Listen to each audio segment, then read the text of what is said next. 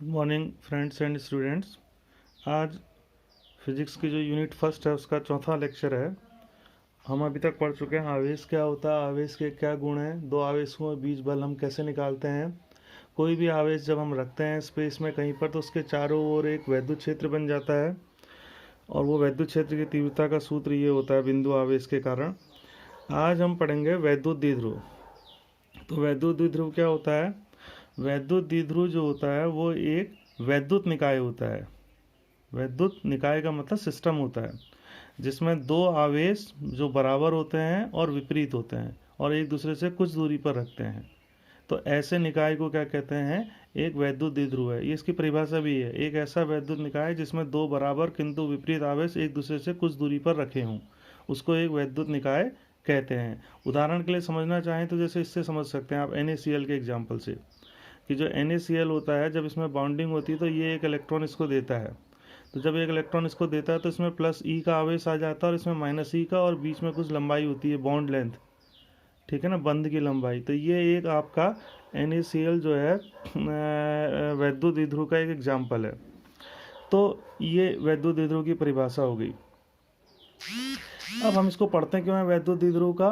तो वैद्युत द्विध्रुव को हम इसलिए पढ़ते हैं क्योंकि ये जो है हमारा नेचर में एग्जिस्ट करते हैं। ये सिस्टम, ऐसे सिस्टम हमारे नेचर में एग्जिस्ट करते हैं। फिर आ जाता है वैद्युत द्विध्रुव आघूर्ण। वैद्युत द्विध्रुव आघूर्ण, तो जैसे उदाहरण के लिए कोई गतिमान वस्तु है तो उसके संग क्या होगा? एक वेग होगा और उसके संग क्या होगा? उसकी गतिज ऊर्जा होगी वेग के कारण, और उसका संवेग होगा। संवेग क्या होता है? द्रव्यमान गुणा वेग। ऐसी विद्युत द्विध्रुव से एसोसिएटेड, उससे लिंक एक राशि होती है, उसको हम कहते हैं वैद्युत द्विध्रुव आघूर्ण, इलेक्ट्रिक डायपोल मोमेंट। अब ये देखो इसकी परिभाषा ये है Q×2L। तो क्या परिभाषा बनी? किसी वैद्युत द्विध्रुव का वैद्युत द्विध्रुव आघूर्ण कोई भी एक आवेश तथा उनके बीच की जो दूरी है दोनों के गुणनफल के बराबर होता है। ये Q×2L। 2L इसलिए ले लेते हैं हम लोग क्योंकि कई बार हमें मध्य बिंदु चाहिए होता है, तो L इधर L इधर, आप L भी ले सकते हैं, उसमें L/2 कर देंगे, उससे कोई खास फर्क नहीं पड़ता है, केवल सुविधा हो जाती है इससे। मात्रक क्या निकला इसका? Coulomb metre. कैसी राशि होती है? ये इंपॉर्टेंट है, सदिश राशि होती है, और इसकी दिशा जो होती है वो ऋण से कहाँ की ओर होती है? धन की ओर होती है। तो ये वैद्युत द्विध्रुव आघूर्ण की परिभाषा है। अच्छा, अब उसके बाद फिर कभी एक प्रश्न आता है, कभी 1 नंबर या 2 नंबर में आता है आपका प्रश्न कि आपका आदर्श वैद्युत द्विध्रुव क्या होता है? तो आदर्श वैद्युत द्विध्रुव क्या होता है? एक ऐसा द्विध्रुव जिसमें आवेश बड़े हों तथा बीच की दूरी जो है वो कम हो। तो ऐसे द्विध्रुव को क्या कहते हैं? आदर्श वैद्युत द्विध्रुव कहते हैं।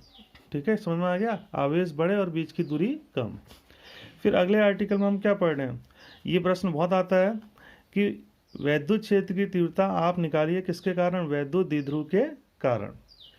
तो यहाँ पर मैं एक तुम्हें कंसेप्ट बता दे रहा हूँ, ये न्यूमेरिकल में भी काम आएगा, यहाँ पर भी काम आएगा, अभी न्यूमेरिकल भी हम करेंगे।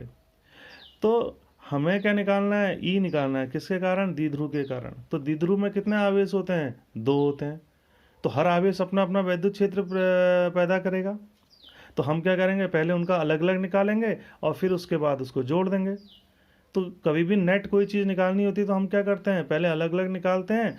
अगर वो राशि अदिश है तो सीधे जोड़ देंगे, और सदिश है तो दिशा के हिसाब से जोड़ देंगे। ये याद रखना क्वेश्चन न्यूमेरिकल में, अपना कंसेप्ट बिल्कुल क्लियर रखना कि जब भी आपको नेट निकालना है, जैसे आपने बाजार में सब्जी लेने गए, आपने आलू प्याज टमाटर ले लिया, अब थैले का कुल वजन बताओ, तो पहले आलू निकालेंगे कितना लिया हमने, प्याज निकालेंगे कितना लिया, और उसके बाद टमाटर कितना लिया। जब हमें उनका अलग अलग पता लग गया तो तीनों को हम जोड़ देंगे। तो वैसे ही यहाँ पर भी करना है। तो जैसे हमें निकालना है, इसमें 2 केस बनते हैं। पहला अक्षीय स्थिति। अक्षीय स्थिति होती है जैसे ये एक वैद्युत द्विध्रुव है, इनको मिलाने वाली लाइन के ऊपर कोई बिंदु, तो आप लिखेंगे माना कोई द्विध्रुव है जिसमें ए बिंदु पे -Q रखा है, बी बिंदु पे +Q रखा है, तथा हमें इसके कारण पी बिंदु पर वैद्युत क्षेत्र की तीव्रता निकालनी है। OP बराबर कितना है? R। तो अब हम कैसे निकालेंगे? अभी मैंने बताया भाई 2 वैद्युत क्षेत्र बनेंगे, तो माना -Q के कारण E1 बन रहा है, तो -Q के कारण E1 बराबर 1/4πε0 A से लेके P तक की दूरी का वर्ग, ये फॉर्मूले में है। तो A से P तक कितनी होगी आपकी? यहाँ तक R है और ये कितनी है? L है, तो R + L का होल स्क्वायर हो जाएगा।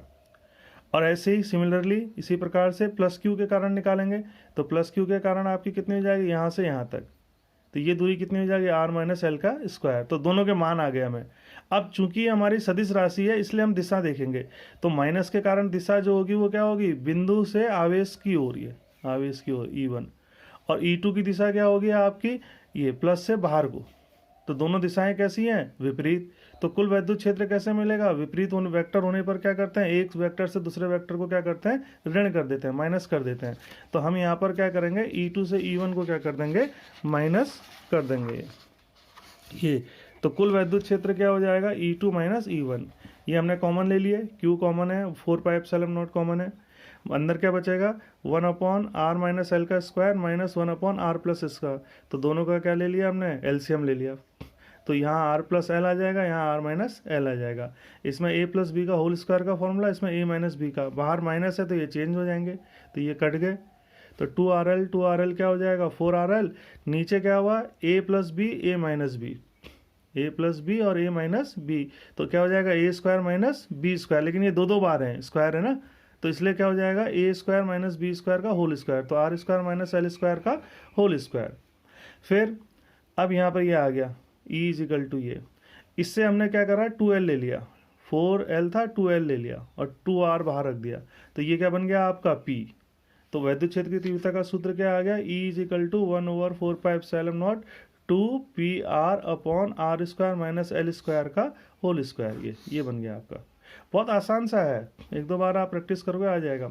अब इसमें एक केस बनता है कि माना r बहुत बड़ा है, तो ये ध्यान रखना जब दो राशि आपस में मिली होती है तो गुणा और भाग में नहीं हटाते, प्लस माइनस में हटाते हैं। जैसे 10,000 प्लस 1, तो आप एक को छोड़ सकते हैं, लेकिन 10,000 इंटू 0.1, तो 0.1 को नहीं छोड़ेंगे, इंटू में हो, डिवाइड में है तो नहीं छोड़ेंगे, प्लस माइनस में। तो यहाँ पर हम लोग क्या करते हैं, एल को छोड़ देते हैं, एल को छोड़ देंगे तो आर स्क्वायर का स्क्वायर आर की पावर 4, एक आर से एक आर कट गया, तो ये आ गया E is equal to 1/4πε0 2p upon R cube. अब लास्ट ये एक नंबर का इंपॉर्टेंट क्वेश्चन है, इस पर बच्चे ध्यान नहीं देते हैं कि ये जो नेट वैद्युत क्षेत्र आया इसकी दिशा क्या होगी। तो हमको फिर से एक बार डायग्राम देखना पड़ेगा दिशा के लिए। किसके रिस्पेक्ट में देख रहे हैं, वैद्युत द्विध्रुव आघूर्ण, तो ये माइनस है ये प्लस है, तो ये वैद्युत द्विध्रुव आघूर्ण की दिशा है। और कुल वैद्युत क्षेत्र कहाँ को हमारा, E2 बड़ा है E1 छोटा है, तो जो दिशा E2 की होगी वही होगी, तो E की भी दिशा इधर को है। तो यहाँ पर E और P की दिशा एक ही आती है अक्षीय स्थिति में, तो यहाँ पर जो आपका आएगा दिशा क्या आएगी कि E पैरेलल टू P, ये दोनों की दिशा कैसी है, समान है। कब, निरक्षीय स्थिति में। ये कंपटीशन में भी आता है एक नंबर का क्वेश्चन। फिर इसका B केस हम करते हैं निरक्षीय स्थिति में। तो निरक्षीय स्थिति में जब हम करेंगे तो निरक्षीय स्थिति कौन सी होती है, निरक्षीय स्थिति होती है दोनों आवेश को मिलाने वाली लाइन का जो परपेंडिकुलर बाइसेक्टर होता है उसके ऊपर कोई बिंदु। तो लिखना वैसे ही है, एक दो बार प्रैक्टिस कर लोगे तो लिख लोगे कि माना A बिंदु पर ऋण आवेश रखा है, B बिंदु पर धन आवेश रखा है, और निरक्षीय स्थिति में कोई बिंदु P है जिसकी दूरी r है, और हमें यहाँ पर वैद्युत क्षेत्र की तीव्रता ज्ञात करनी है। फिर वही तरीका वही रहेगा, पहले मान निकालेंगे तो माइनस क्यू के कारण, तो 1/4πε0 क्यू आवेश है और ये दूरी लेंगे ये, क्योंकि यहाँ पे निकालना है, ये आवेश है, तो ये L है और ये R है, तो ये under root R square plus L square, तो उसका वर्ग होगा तो ये आ जाएगा। और प्लस क्यू के कारण भी उतना ही आवेश है, दूरी भी वही है, तो वही चीज़ आ जाएगी। अब यहाँ पर हमें फिर वही, ये सदिश राशि है, तो हमें ये ज्ञात करना है कि इनका परिणामी क्या होगा। तो परिणामी निकालने के लिए हम लोग क्या करेंगे, यहाँ पे सदिश मेथड इस्तेमाल करेंगे। तो एक तरीका तो ये है कि आप वाला मेथड इस्तेमाल कर लीजिए जो 11th में पढ़ा था, आर रिजल्टेंट दो सदिशों का r is equal to under root A square plus B square plus 2ab cos theta. लेकिन वो केवल दो सदिशों में काम करता है, न्यूमेरिकल में कई बार 3 या 3-4 आवेश भी होते हैं, तो उसमें हम लोग घटक बना के करते हैं। तो घटक वाला जो तरीका है वो सही है, वो आसान पड़ता है। यहाँ पर मैं बता दे रहा हूँ, अगर सदिश समान है तो प्लस कर दीजिए, विपरीत है तो माइनस कर दीजिए, और कोई भी कोण बीच में आता है तो घटक निकाल देते हैं। घटक कैसे निकालते हैं, माना कोई सदिश ए है जो थीटा कोण बना रहा है, तो उसका क्षैतिज घटक क्या हो जाएगा ए कॉस थीटा, और ऊर्ध्वाधर घटक क्या हो जाएगा ए साइन थीटा। तो यहाँ पर हमारा जो E1 आया वो इसकी दिशा ये है, और मान लीजिए ये कोण थीटा है, तो ये कोण भी थीटा हो जाएगा आपका, ये कोण थीटा है तो ये भी थीटा। तो E1 ये है, तो ये कोण बना रहा है इसके संग, तो ये वाला घटक जो हो जाएगा वो हो जाएगा E1 कॉस थीटा, और ये वाला घटक हो जाएगा E1 साइन थीटा। E2 ये है, तो ये वाला हो जाएगा E2 sin थीटा, जिसके संग कोण बना रहा है वो E2 cos थीटा। अब इसके बाद आप यहाँ पर लिखेंगे यहाँ पर कि घटकों में वियोजित करने पर ये ऊपर को है, ये नीचे को है। मैंने अभी बताया था विपरीत दिशा में माइनस होंगे, बराबर है, तो इनका परिणामी कितना हो जाएगा 0। तो आप लिखेंगे साइन घटक विपरीत है, अतः इनका परिणामी 0 हो जाएगा। तो बचे कौन से, ये दोनों, अतः कुल वैद्युत क्षेत्र की तीव्रता तो ये आ जाएगा। अब ये दोनों बराबर है तो दुगना कर दिया। E1 का मान यहाँ से रख दिया, cos थीटा का मान कहाँ से रख दिया, इस त्रिभुज से, आपका आधार बटे कर्ण। अब आप इसका न्यूमरेटर देखो, 2QL, Q इंटू 2L, तो Q इंटू 2L क्या बन रहा है P, और नीचे ये एक पूरा है और ये एक आधा है, एक और पूरा और आधा कितना हो गया 1.5 का मतलब कितना हो गया 3/2। तो यहाँ पर हमने 3/2 लिख दिया। तो फॉर्मूला क्या बन गया 1/4πε0 P/r² प्लस L² की पावर 3/2। और फिर वही केस जो हमने भी करा था कि अगर r जो होगा L की तुलना में बहुत बड़ा होगा तो E = क्या हो जाएगा 1/4πε0 P/ क्या हो जाएगा, L को छोड़ देंगे तो r³ आ जाएगा। तो ये किस केस में, जब आपका r L की तुलना में बड़ा हो। अंत में दिशा, तो ये माइनस है ये प्लस है, तो P की दिशा कहाँ को होगी, इधर को, ये P की दिशा इधर को है, और हमारा परिणामी E कहाँ को आ रहा है, इधर को आ रहा है। तो दोनों क्या होंगे, E क्या होगा एंटी पैरेलल टू P होगा। तो आज हमने पढ़ा द्विध्रुव और द्विध्रुव के कारण वैद्युत क्षेत्र की तीव्रता हम कैसे ज्ञात करते हैं। आशा है आपको ये पसंद आया होगा। अगर आपको ये वाला मेथड ठीक लग रहा है जिसमें पहले से लिखा है तो आप बता दीजिएगा, इसमें थोड़ा समय कम लगेगा। और अगर पूर्ववत मेथड को ही देखना है तो हम पूर्व वाले मेथड्स को ही फॉलो करेंगे। कमेंट सेक्शन में आप जाके बता सकते हैं। और इसी प्रकार आप सहयोग देते रहिए, अपना सेहत का ख्याल रखिए, पढ़ाई में मन लगाइए। धन्यवाद।